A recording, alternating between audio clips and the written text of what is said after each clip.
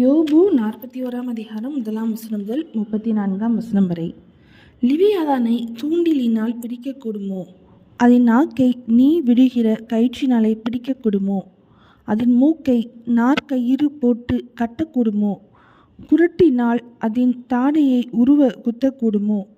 அது உன்னை பார்த்து அநேக விண்ணப்பம் செய்யுமோ? உன்னை நோக்கி இச்சக வார்த்தைகளை சொல்லுமோ? அது உன்னோடே உடன்படிக்கை பண்ணுமோ? அதை சதாகாலமும் அடிமை கொள்வாயோ? ஒரு குருவியோடே விளையாடுகிறது போல் நீ அதனோடே விளையாடி அதை நீ உன் பெண் மக்கள் அண்டையிலே கட்டி வைப்பாயோ? கூட்டாளிகள் அதை பிடிக்க பிரயத்தனப்பட்டு அதை வியாபாரிகளுக்கு பங்கிடுவார்களோ? நீ அதன் தோலை அநேக அம்புகளினாலும் அதன் தலையை எரி வல்லையங்களினாலும் எரிவாயோ? அதன் மேல் உன் கையை போடு, யுத்தத்தை நினைத்துக்கொள். இனி அப்படி செய்ய துணிய மாட்டாய்.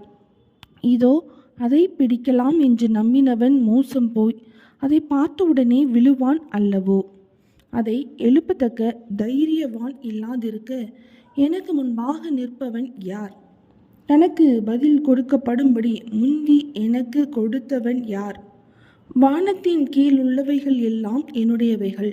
அதன் அங்கங்களும் அதன் வீரியமும் அதன் உடல் இசைவின் நேர்த்தியும் இன்னதென்று நான் சொல்லாமல் மறைக்க மாட்டேன்.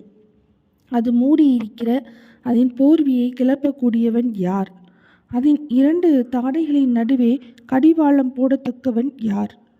அதன் முகத்தின் கதவை திறக்க கூறியவன் யார்? சுற்றிலும் இருக்கிற அதன் பற்கள் பயங்கரமானவைகள். முத்திரை பதிப்பு போல அழுத்தங்கொண்டு அடர்த்தியாய் இருக்கிற அதன் பரிசைகளின் அரணிப்பு மகா சிறப்பாய் இருக்கிறது.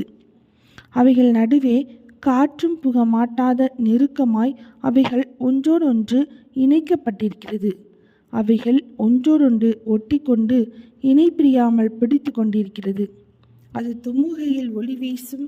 அதன் கண்கள் அருணோதயத்தின் புருவங்களைப் போல் இருக்கிறது.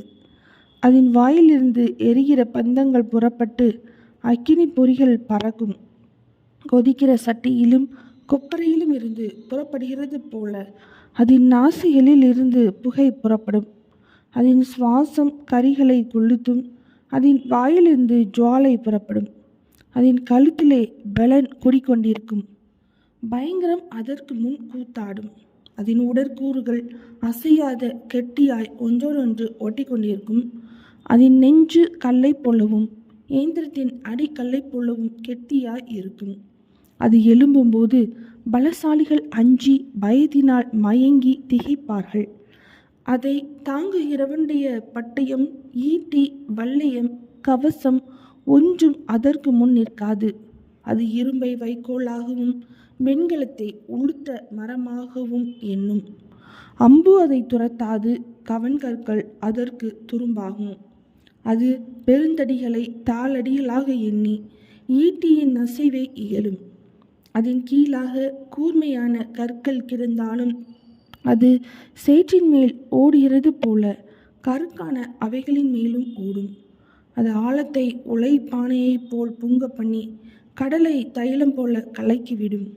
அது தனக்கு பின்னாக பாதையை துலங்க பண்ணும். ஆழமானது வெளுப்பான நரையைப் போல் விளங்கும். பூமியின் மேல் அதற்கு ஒப்பானது ஒன்றுமில்லை.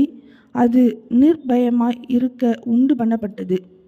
அது மேட்டிமையானது எல்லாம் அற்பமாய் எண்ணுகிறது. அது அகங்காரமுள்ள ஜீவன்களுக்கெல்லாம் ராஜாவாய் இருக்கிறது என்றார். யோபு 41 அதிகாரம் முடிந்தது.